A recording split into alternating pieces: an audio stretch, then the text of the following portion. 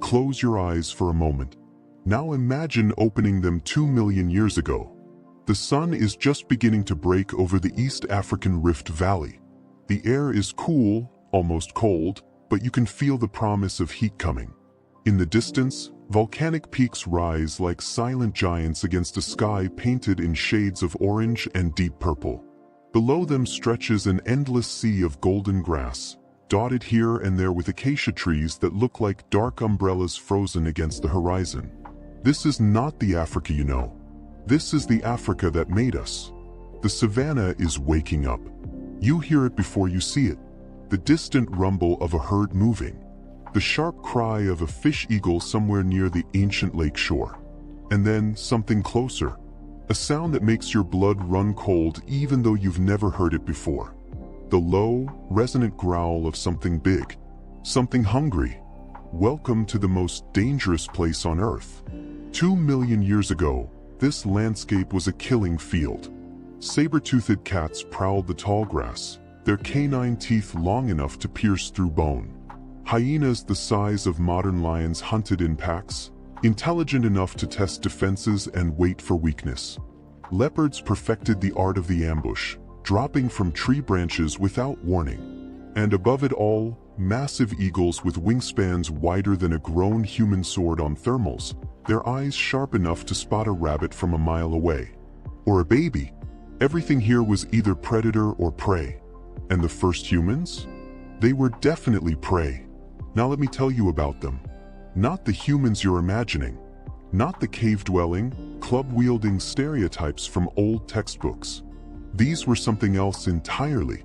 Standing just over 4 feet tall, with long arms and bodies designed for both climbing and walking upright. Their faces would look strange to you. Prominent brows, flat noses, jaws that jutted forward slightly. But their eyes? Their eyes would look hauntingly familiar. Scientists call them Homo habilis, the handyman, transitioning into early Homo erectus, the upright man. But names don't capture what they were. They were survivors in a world that wanted them dead. And they had a problem. A massive, life-threatening problem that no other animal on this savanna had to deal with. Their babies. Think about this for a moment. When a gazelle is born, it can stand within minutes. Within hours, it can run. A young chimpanzee can cling to its mother's fur from birth, grip strong enough to hold on while she swings through trees. Even a lion cub, helpless as it seems, can walk within days and is ready to join the hunt within months. But a human baby? A human baby can't hold its own head up for weeks. Can't sit without support for half a year. Can't walk for over a year. Can't run, can't climb, can't escape, can't defend itself for 3, maybe 4 years. And during all that time, it cries. Loud, piercing cries that announce its location to every predator within earshot. This is the evolutionary paradox that should have killed us before we ever had a chance to begin. So why did it happen? Why did natural selection create the most defenseless young in the entire animal kingdom right here, in the most dangerous place imaginable? The answer lies in what was happening inside those skulls. The human brain was growing at a rate unprecedented in evolutionary history. But there was a cruel trade-off. The bigger the brain, the bigger the head. And the bigger the head, the harder it was to pass through the birth canal. Evolution was pushing up against a physical limit. Women's hips could only get so wide before walking upright became impossible. So evolution made a brutal compromise. Human babies would be born early, radically early, born with brains that were only 25% developed, neurologically premature compared to any other primate. They would finish growing outside the womb, helpless and exposed, requiring years of intensive care before they could survive on their own. It was the riskiest bet evolution ever made. Now let me introduce you to someone. We'll never know her real name, so let's just call her what she was. A mother. She's young, maybe 16 in our years, though age meant something different then. She's part of a small group, 15 to 20 individuals who have known each other their entire lives. Some are her siblings. Some are cousins. One older woman with gray in her hair might be her mother, though she looks ancient by their standards. Few lived past 30. In her arms, she carries a 6-month-old infant. Her first. The baby is small, vulnerable, with eyes that seem too large for its face and hands that grip reflexively at her skin. The infant hasn't cried yet this morning. That's good. Silence is survival. The group is camped near a grove of acacia trees, close enough to the lake to access water but elevated enough to see threats approaching. They've spent the night huddled together, no fire yet. That technology is still generations away, or maybe it isn't. The evidence is murky. Either way, the darkness was terrifying. You could hear things moving out there. Heavy footfalls. The crunch of something eating something else. The sudden, cut-off scream of prey. But they made it. They survived another night. The mother sits with her back against a rock, nursing her baby. Around her, the group is beginning to move. The men are checking their tools, rough stones they've chipped into sharp edges. The older children are already ranging out, looking for bird eggs, edible roots, anything that can be gathered quickly. The grandmother is watching everything with eyes that have seen too many close calls, too many losses. This was their life. Every single day was a negotiation with death. And then it happens. From somewhere in the tall grass, maybe 200 yards away, comes a sound that stops everything. A roar. Deep, resonant, unmistakable. Something big. Something that has just woken up hungry. The baby, startled by the sudden tension in its mother's body, begins to whimper. Just a small sound. But in the sudden silence of the group, it might as well be a siren. The mother's hand moves instinctively to cover her infant's mouth. Not cruelly, gently but firmly. This is a gesture she's done 100 times. A gesture every mother in the group knows. Silence means safety. Noise means death. The men have moved to the perimeter now, stones in hand, forming a loose defensive line between the group and the sound. They're not running. That's important. Running triggers the chase instinct in predators. Instead, they stand. They make themselves look bigger. One of them picks up a heavy branch and bangs it against a rock. The sound echoes across the savanna. A warning. We are not easy prey. Minutes pass. They feel like hours. The baby has gone quiet, sensing the fear in its mother's heartbeat. And then, movement in the grass. Something large and tawny, slinking low. It pauses at the edge of the clearing, considering, calculating. But it doesn't attack. The group is too alert, too prepared, too together. The predator's eyes sweep across the defensive line, and whatever calculation it makes comes up negative. Not worth the risk. Not today. It turns and vanishes back into the grass.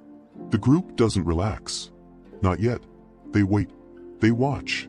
And only when a full cycle of the sun has passed, only when they're certain the threat has moved on, do they begin to breathe normally again. The mother looks down at her baby, now sleeping peacefully, completely unaware of how close death came. And she makes a decision that mothers have been making since the beginning. Whatever it takes, whatever it costs, this child will survive. But how?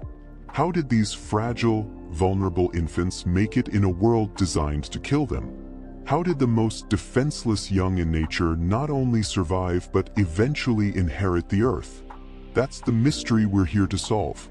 Because somewhere in the desperate strategies of these ancient parents lies the secret of what made us human. The innovations they created, the bonds they formed, the risks they took, all of it to protect children who couldn't protect themselves. This is where it all began. Not with strength, not with speed, but with something far more powerful. The fierce, unbreakable determination to defend the young. And that story is just beginning. Here's what you need to understand about evolution. It doesn't care about fairness.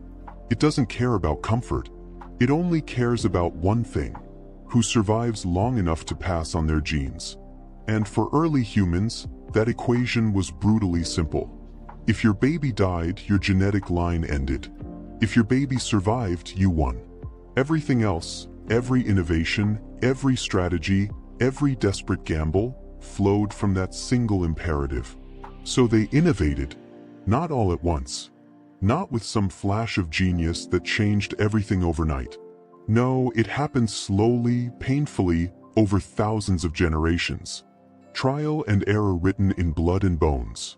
The groups that figured it out lived. The ones that didn't became fossils, if they were lucky enough to leave even that behind. Let me show you what worked. Picture this. The same group, 3 days after that close call with the predator. They've moved to a new location, following a herd of antelope because where there's prey, there's water, and where there's water, there's life.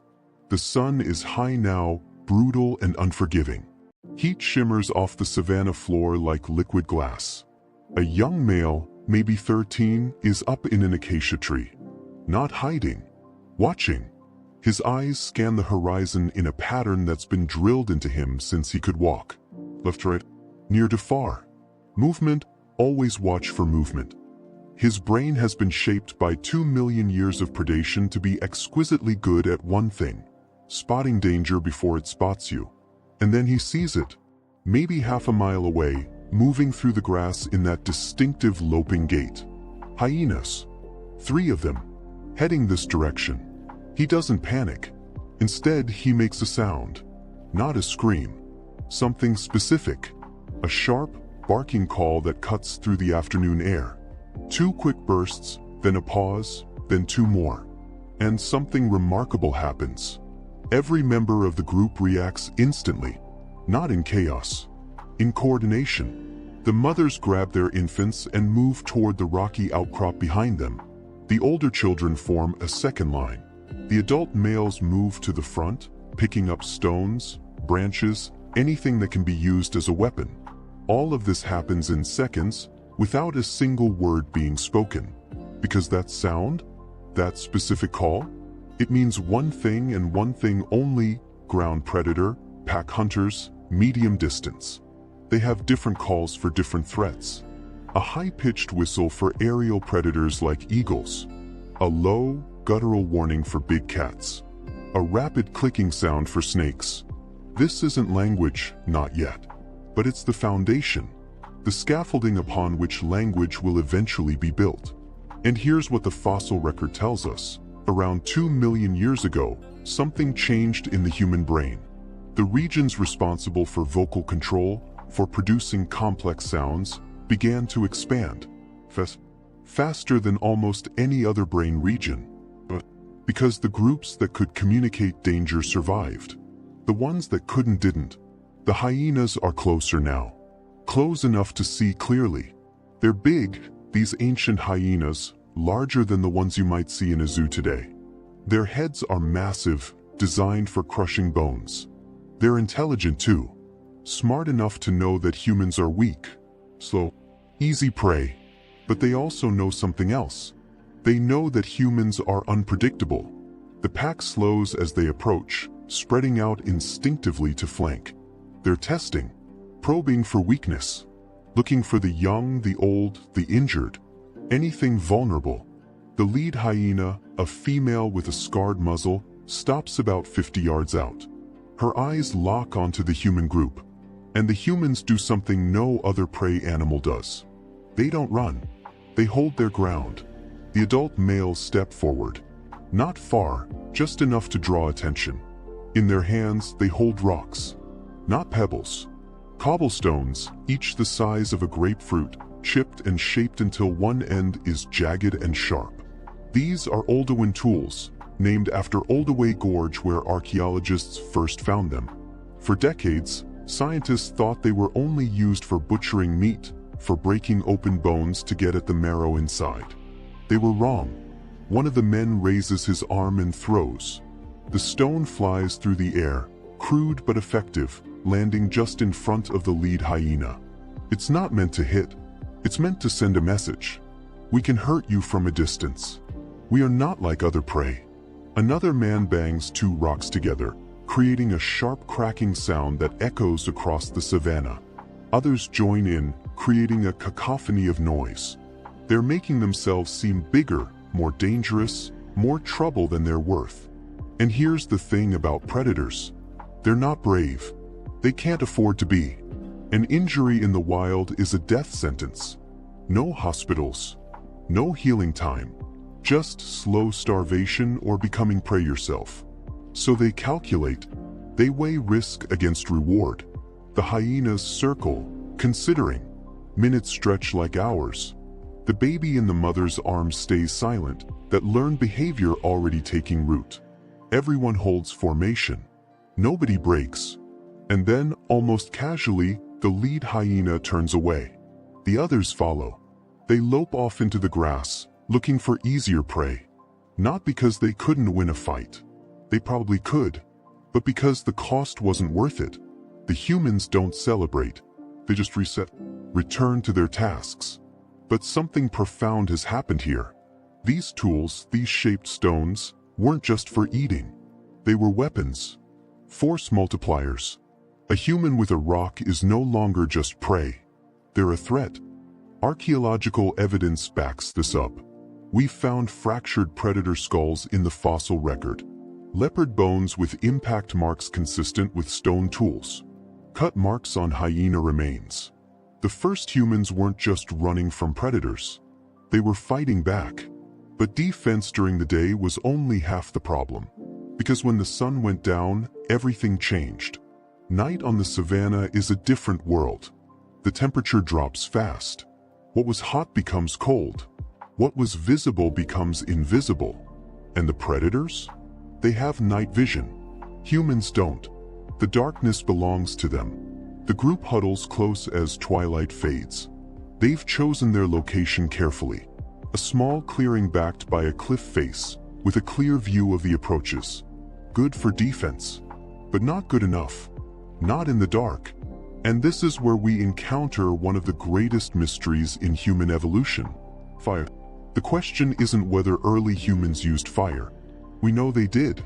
The question is when. Some archaeological sites suggest fire control as far back as 1.5 million years ago. Others argue it wasn't mastered until 400,000 years ago. The evidence is frustratingly unclear, mixing natural fires with human-made ones, accidental discoveries with intentional maintenance. But let's imagine this. A lightning strike, days ago, set a dead tree ablaze. The humans watched it from a distance, terrified and fascinated in equal measure. Most animals fled, but the humans noticed something. The predators fled too. They wouldn't cross the flame line. Not for anything. So someone, maybe our young mother, maybe the grandmother with her lifetime of observations, made a decision. She took a burning branch, carried it, fed it dry grass and twigs to keep it alive, brought it back to camp. And now, as darkness falls complete, small fires ring the sleeping area. Not big fires. They don't have the wood for that. Just small, carefully maintained blazes. Enough to create light. Enough to create a barrier. The effect is immediate. The night sounds continue. The growls, the rustling, the distant screams of something dying. But nothing comes close. The fire is a wall more effective than any rock or stick. It creates a safe zone. A bubble of protection in a world of danger. And this changes everything. Because now, for the first time in evolutionary history, human babies can sleep through the night. Not alert, not clinging, actually sleeping. Deep, restorative sleep that allows their enormous brains to develop properly. This might be the most important innovation in all of human history. Not tools, not language, fire. The thing that finally, truly separated humans from every other animal on Earth. But there's one more strategy, the most important one of all. And it's happening right now, in the firelight. The mother is exhausted. She's been nursing, carrying, protecting her infant for months. She needs to eat, needs to gather food, needs to rest. But she can't. If she puts the baby down, if she leaves it unattended for even a moment, it could die.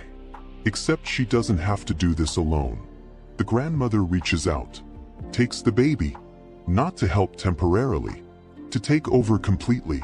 The mother hesitates for just a moment, then nods. She trusts this. She knows this, because this is how it's always been done.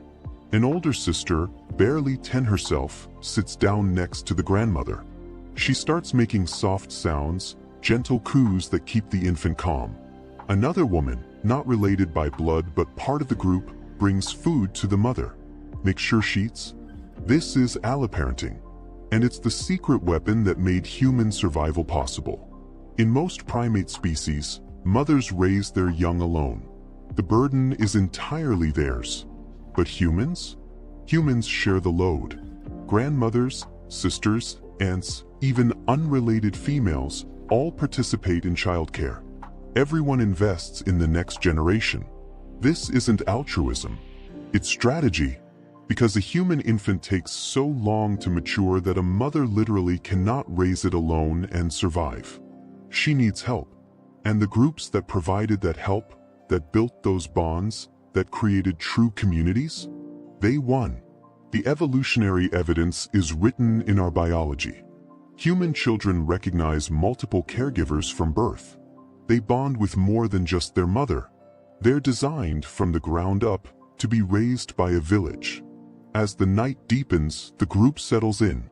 Babies sleep in the center, surrounded by layers of protection. Adults on the perimeter, taking turns staying alert.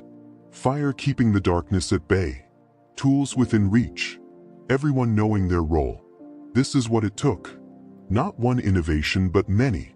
Communication to coordinate. Weapons to fight back. Fire to control the night. Community to share the burden. And it worked. Against all odds, in the most dangerous place on Earth, the most vulnerable young in the animal kingdom survived. But survival came at a cost. And the true legacy of these strategies? That's still being written in us. Let's fast forward. Not just years. Not even centuries. Thousands upon thousands of generations. Watch what happens. From that single group huddled around fires in East Africa, humanity spreads. Slowly at first. A few miles per generation. Then faster. Homo erectus walks out of Africa and into Asia. They cross landscapes that would terrify modern explorers. Deserts, mountain ranges, frozen tundras. And everywhere they go, they bring their children. Because here's what those survival strategies created. The first animal in Earth's history that could thrive almost anywhere. Not because they were physically adapted to every environment, but because they could adapt their behavior. They could learn. They could teach. They could innovate. And all of that started with one simple imperative. Protect the young. But let me show you what that really meant. What it cost. What it created. Picture a campsite, maybe 800,000 years ago. Northern China. The landscape is harsh, cold, nothing like the African savanna where this journey began. Snow dusts the ground. The group is larger now, maybe 40 individuals. Homo erectus in full form. Taller, with skulls that house brains nearly the size of modern humans. A young child, maybe 3 years old, falls while playing. Her leg breaks. Clean fracture. In the animal kingdom, this is a death sentence. She can't keep up with the group. She can't run from predators. She's a liability. But watch what happens. The adults don't leave her. Instead, they stop. They set up camp. They splint her leg using branches and plant fibers. They carry her when the group needs to move. They bring her food. They protect her for weeks, months, until the bone heals. We know this happened.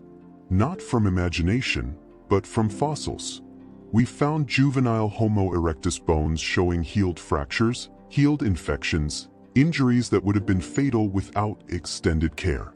Some individuals survived with disabilities that meant they could never fully contribute to hunting or gathering. Yet they lived. They were cared for. They mattered. This is unprecedented in nature. This is compassion. Not as an abstract concept, but as survival strategy.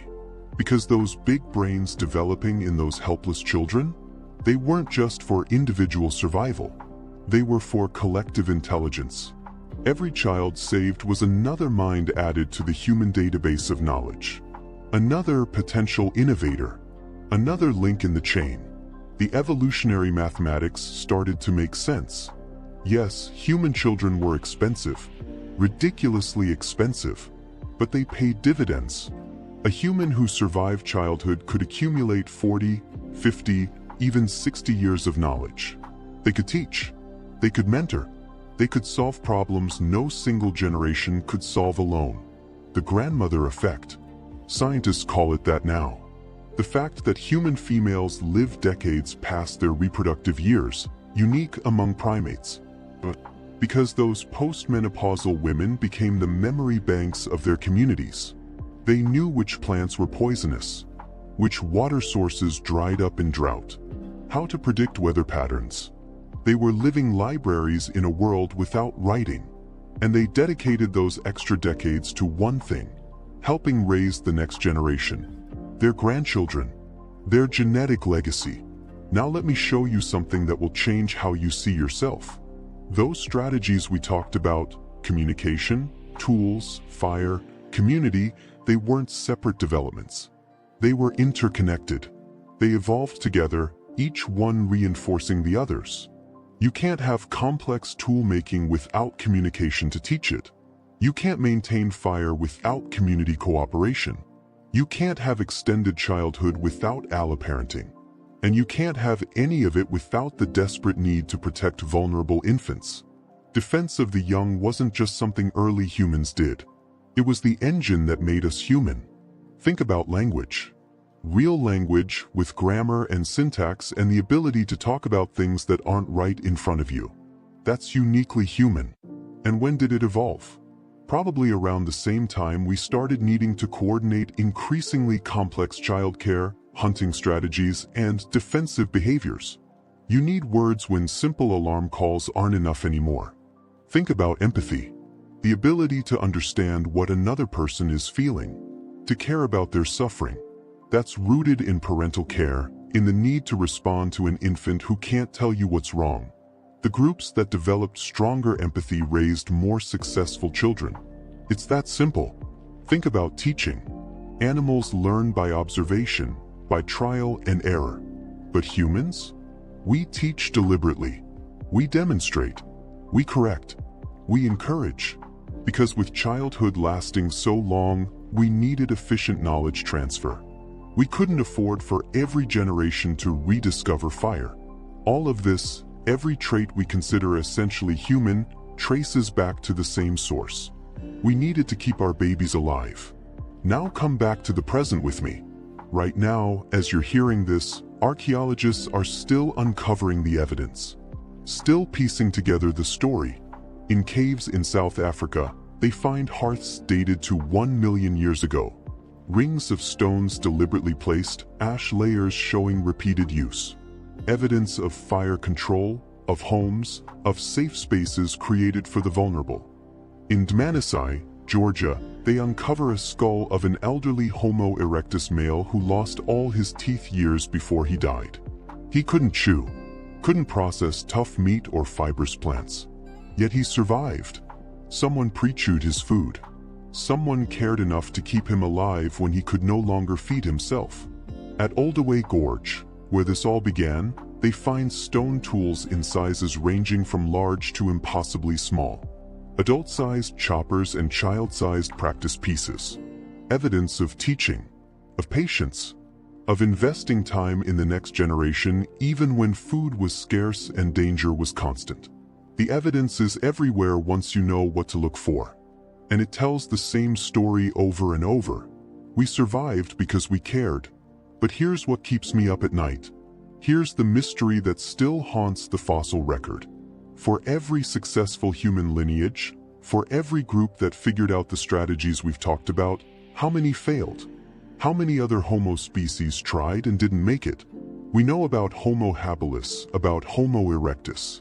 But there were others. Homo naledi, Homo floresiensis. Different branches on the human family tree. Some overlapped with us. Some died out before we arrived. Did they face the same challenges? Did they try the same solutions? Or did they fail? We may never know. Their stories are lost to time, preserved only in fragments of bone and stone too sparse to read clearly. And what about our cousins? The Neanderthals who survived in Ice Age Europe. The Denisovans who thrived in Asia. They had big brains too. They cared for their injured. They buried their dead. They must have protected their young with the same fierce determination. But they're gone now. And we're still here. But what did we do differently? Was it luck? Better strategies? Or just the random chance of survival in a world that didn't care about fairness? These are the questions that drive researchers to spend their lives sifting through ancient sediments, measuring fossil skulls, analyzing stone tools. Because somewhere in those answers lies the truth about what made us special. Or if we're special at all. Maybe we're just the lucky ones. But I'll tell you what I believe. What the evidence suggests. We're here because 2 million years ago, a mother looked at her helpless infant and made a choice. Not consciously. Not with words or plans or grand visions. Just instinct. Just love. Just the determination that this child would live.